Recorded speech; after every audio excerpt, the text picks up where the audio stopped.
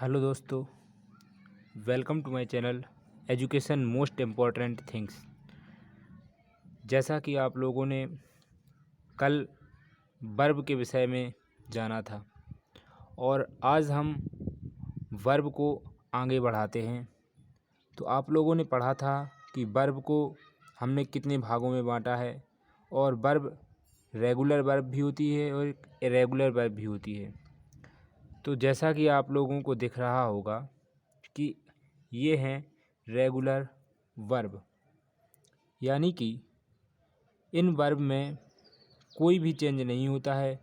सिर्फ इनमें second form और थर्ड फॉर्म बनाने के लिए बेस फॉर्म में ईडी जोड़ते हैं तो ये थर्ड फॉर्म भी बन जाती हैं और इन्हीं को हम रेगुलर वर्ब बोलते हैं। तो आप लोगों के सामने आप लोग देख रहे होंगे जैसे कि ये है एक्सेप्ट, इसकी ये प्रेजेंट फॉर्म है, इसी को हम बेस फॉर्म भी बोलते हैं। ये है accepted and accepted, past form है ये पास्ट पार्टिसिपल फॉर्म है और इसी को हम थर्ड फॉर्म भी बोलते हैं। जैसे ये है एक्ट, एक्टेड, एक्टेड, वेक, वेक, वेक्ड। तो आप लोग देख रहे हैं कि ये जो वर्ब आपके सामने लिखी हैं ये सभी रेगुलर वर्ब हैं और रेगुलर वर्ब इसी के जस्ट आगे हम आपको बताएंगे इरेगुलर वर्ब के बारे में। तो आप लोगों ये बहुत अच्छे से देख लीजिए। अब हम चलते हैं नेक्स्ट पेज पर इरेगुलर वर्ब के लिए।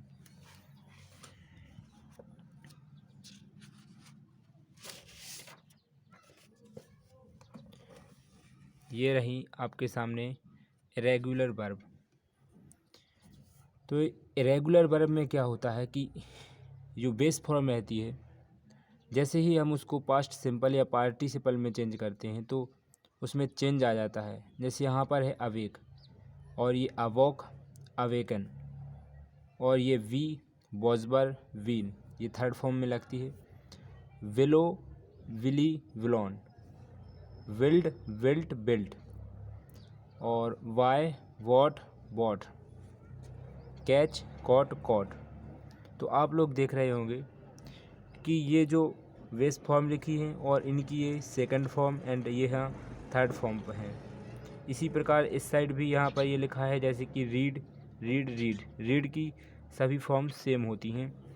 एंड ये है राइड, रोड, रिडन, ये यहाँ पर इसकी थर्ड फॉर्म है। तो इसको भी आप लोग देख लेंगे। आप लोगों के सामने ये वर्ब रही। नाउ अब हम आगे चलते हैं, आप लोगों को कुछ और बताना चाहते हैं। तो आप लोग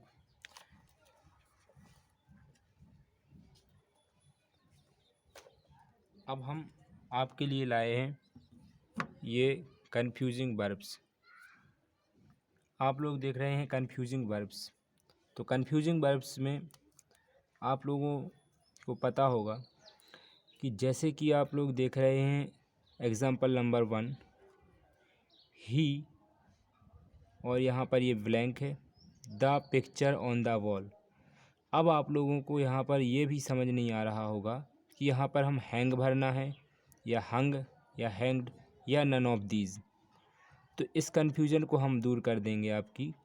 यहाँ पर आएगा हंग, इसका रीज़न भी बताएंगे आपको। यहाँ पर ये है जैसे कि V1, V2, V3, यहाँ पर 3 फॉर्म लिखी गई हैं। हैंग, हैंग का अर्थ होता है लटकाना या लटकना।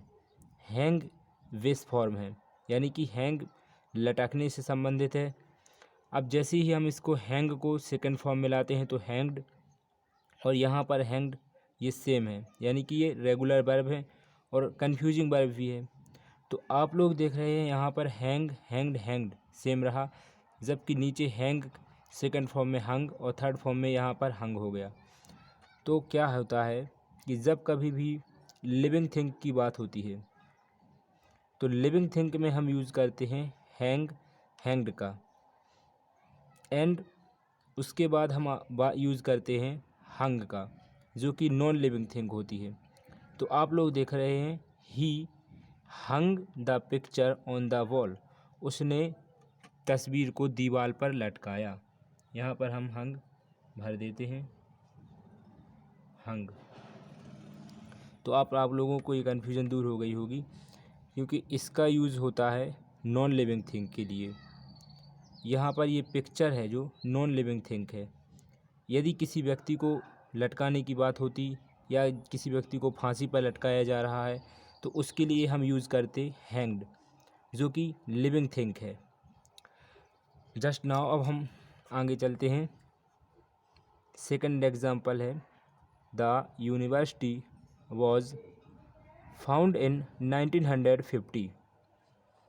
तो आप लोग देख रहे हैं यहाँ पर कि ये बेस फॉर्म है फाइंड, फाइंड की सेकंड फॉर्म फाउंड, फाउंड।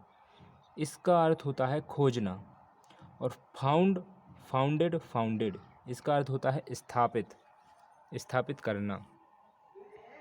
यानी कि यहाँ पर है ये फाउंड, फाउंडेड, फाउंडेड यानी स्थापित करना। तो आप लोग जानते हैं कि द यूनिवर्सिटी वॉज फाउंड नहीं होगा यहाँ पर होगा फाउंडेड, क्योंकि यूनिवर्सिटी को खोजा नहीं जाता है, यूनिवर्सिटी की स्थापना की जाती है। तो जब कभी भी स्थापना वाली चीज़ों के लिए हम देखते हैं तो फाउंड, फाउंडेड का यूज़ किया जाता है। और यदि किसी चीज़ को खोजने की बात हो तो वहाँ पर हम फाइंड का यूज़ करते हैं। अब हम चलते हैं एग्ज़ाम्पल नंबर 3 पर। तो यहाँ पर एग्ज़ाम्पल नंबर 3 है the wood cutter chopped wood to make a table for her daughter. अब यहाँ पर आप लोग देख रहे होंगे ये 3 verbs, first form, second form and third form. See, saw, seen, यानी ये जो भी सी लिखा है, second form saw, third form seen, इसका अर्थ होता है देखने से। और सा, सॉफ्ट, सॉफ्ट यानी कि काटने के लिए। तो जब कभी भी ये फॉर्म देखते हैं हम तो इसका यूज़ किया जाता है देखने के लिए, यानी कि व्यूज़, कोई नज़ारा देखना हो उसके लिए यूज़ करते हैं हम सी, सा, सीन। इसके बाद यदि कभी भी कोई चीज़ काटने के लिए यूज़ की जाती है तो उसके लिए हम सॉ, सॉफ्ट, सॉफ्ट का यूज़ करते हैं। तो आप लोगों को समझ में आ गया होगा इन तीनों ही कन्फ्यूजिंग वर्ब्स के बारे में कि हम इसका यूज़ कैसे और कहाँ पर करते हैं। तो आशा करता हूँ आप लोगों को ये जानकारी बहुत ही बढ़िया लगी होगी, और चैनल को सब्सक्राइब एंड लाइक शेयर ज़रूर कीजिए। Thank you.